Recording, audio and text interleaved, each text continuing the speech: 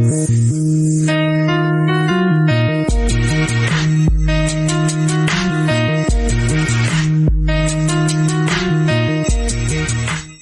up, world? R.I.C.H coming right back at you. And today, we got to talk about Malik Beasley being indicted in a federal NBA gambling scheme. And I'm going to make this clear from the start. These are allegations. Malik Beasley, Ed Davis, and everybody else named in this case are presumed innocent until found guilty. But if these allegations are true, this is one of those stories that can change the way people watch basketball. Because this is not just about one player making a bad decision. This is about what happens when gambling gets so deep into the game that every rebound, every point, and every little statistic can become a gambling opportunity for the wrong people. And that is where this story gets so dangerous. Another NBA player now faces federal charges this morning for illegal gambling. And this time, prosecutors say the inside info he allegedly stole or sold was his own stat line. So authorities say Malik Beasley tipped off associates about exactly how he planned to perform on the court. They bid on it, and everybody cashed in. Newsmax crime correspondent Jason Matera has the alarming details for us. Good morning.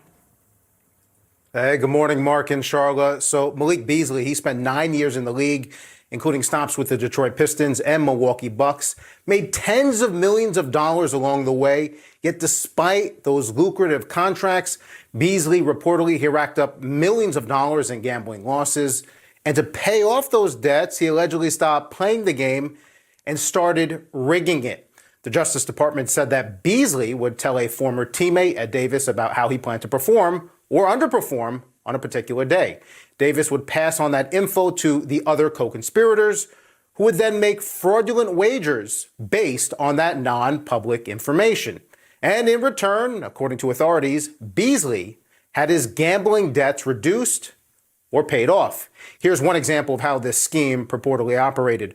Prosecutors say that before the Bucks faced the Cleveland Cavaliers on January 26, 2024, Beasley signaled that he would fall short of the rebound statistic set by odds makers. The co-conspirators then placed their bets, and when Beasley finished under that stat line, they cashed out for thousands of dollars. The part that is mind-blowing is the money.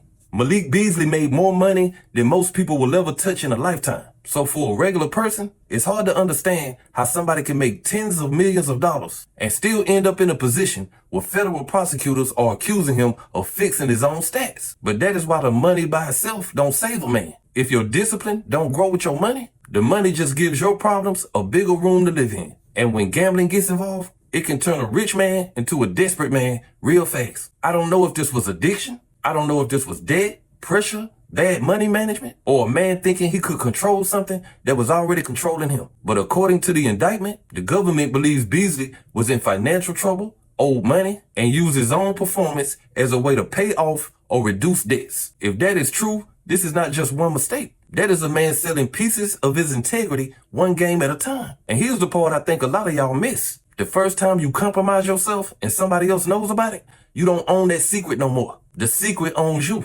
Because now the person who knows you did it can hold it over your head. Now they can come back and say, you did it before, now do it again. Now your one bad decision has turned into leverage. I am not saying that is exactly what happened to Malik Beasley, because we don't know all the details yet. But that is how compromise works. It rarely stops at one time when money, success, and pressure are all connected. One dirty yes can become somebody else's receipt. And once again, once they have that receipt, you are not just playing against the other team no more. You are playing against your own bad decision. That is why this case is so serious. The government is not just saying somebody bet on basketball. The government is saying a player allegedly gave inside information about what was going on the court, and people use that information to make money. That cuts right to the heart of the game, because fans can accept a missed shot. Fans can accept a bad night. Fans can accept a player having low energy or not shooting the ball enough. But once fans start wondering whether a bad night was really a bad night or a gambling obligation, the whole thing will start feeling dirty. And that's the line the NBA cannot afford to cross. Overall, 6 people have been indicted in this probe. Federal officials say that they are responsible for placing hundreds of thousands of dollars in fraudulent bets involving Beasley from 2023 to 2024.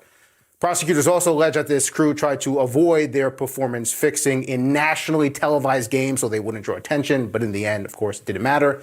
They were caught. Now, Malik Beasley is the latest NBA figure to get swept up in the widening federal crackdown on illegal gambling. Last fall, if you recall, was Miami Heat guard Terry Rozier and Portland Trail Blazers head coach Chauncey Billups. They were arrested in separate investigations and are currently awaiting trial.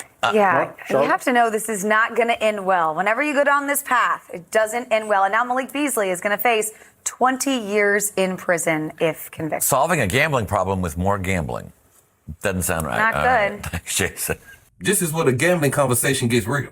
Everybody wants to talk about how much money sports betting is bringing in. The ads are everywhere. The apps are easy. The odds are built into the broadcast. And now fans are not just watching the game. They are watching a spreadsheet with jerseys on it. That is the problem. When you can bet on a player getting 3.5 rebounds or 12.5 points or one more assist before the game ends, you have created a market around the smallest parts of a player's performance. That makes every player prop a doorway for information. Who is hurt? Who is tired? Who knows he's only playing limited minutes? Who has somebody around him that can get access to private information? That is where sports starts getting vulnerable. And no, gambling companies did not make anybody commit a crime. If a player fixes a stat, that responsibility is on the player and anybody who helped him. But we cannot act like this system did not create more ways for the game to be attacked. Old school gambling was mostly about who won and who lost. Now people can bet on a single man's rebounds total like they playing stocks. That is a different world. And it is a world where the wrong person only needs access to one player, one piece of information, or one moment of weakness. That is why this case should scare the league. Because once the public starts questioning the integrity of the game, it ain't gonna stop at just one player. It's gonna spread. A player misses 2 free throws late, people gonna start talking. A guard passes up a shot he usually takes, people might start talking. A man grabs a rebound with 1 second left, and now fans are trying to figure out who had the over. We are not all the way there yet, but cases like this push us closer. And once trust is lost, the league can't just buy it back with a commercial about integrity. That is the bigger damage. Malik Beasley may be the name in the headline, but the question is bigger than him. How many people around sports are not looking at players like access points? How many friends, agents, former teammates, and money people are close enough to hear something they shouldn't be hearing? And how many players are struggling financially, even after making big money because nobody around them taught them how to manage? That is not an excuse, that's a warning. Because when a man has money, fame, access, and weak spots, the wrong people don't see him as a friend. They see him as an opportunity. And if the allegations are true, Ed Davis was not just some random outsider. He was a former NBA player, a former teammate. That makes it even crazier because this is not some street gambler whispering from the outside. This is allegedly people who understood the NBA world, using that access to get closer to the money. That is why this gatekeeper piece matters. If the government can prove that Davis was the person between Beasley and bettors, then this is not just a player falling into trouble.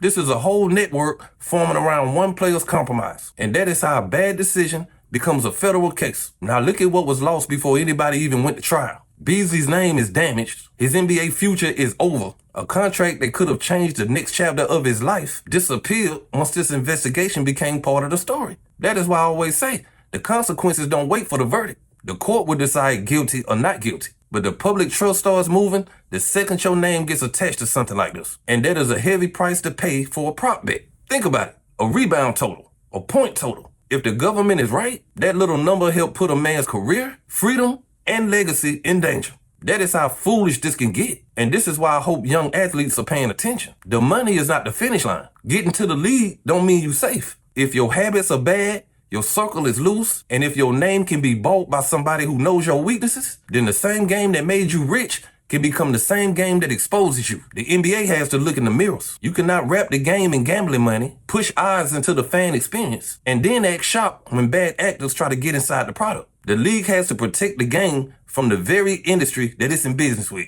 Because if the game ever starts feeling scripted, manipulated, or too easy to touch, the fans will not just question the players. They will question the whole machine. That is what's at stake. So I'm going to take y'all out like this. Malik Beasley deserves his day in court. The government has to prove what it's claiming. But the lesson is already bigger than the indictment. This is about money without discipline. This is about gambling, getting too close to the floor. This is about how one compromise can put your whole life in somebody else's hands. And if the NBA don't get ahead of this, every strange play is going to start looking like a possible betting story. That is bad for the players, that is bad for the fans, and that is bad for basketball. Because once people stop believing the game is real, the final scores ain't gonna matter no more.